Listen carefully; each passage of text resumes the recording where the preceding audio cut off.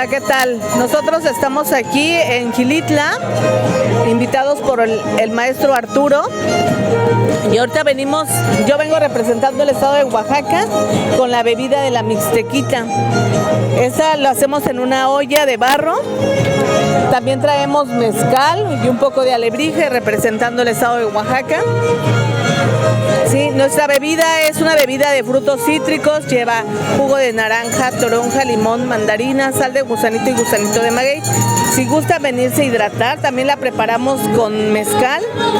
Tenemos agaves silvestres. Nosotros somos productores de mezcal y venimos desde San Pedro Teotzacualco. Les indico, llegando a Oaxaca, de Oaxaca al pueblo todavía son 5 horas, estamos en la sierra. Y ahorita traemos agaves silvestres, también traemos agaves de cultivo. Y yo los invito a que vengan a probar la bebida. ¿De aquí se van a otro pueblo?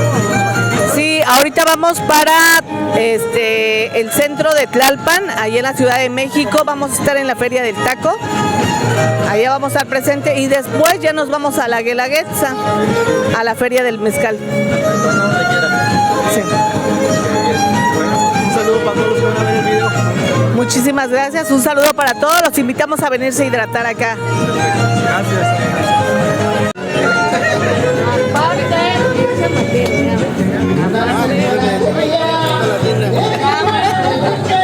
Toda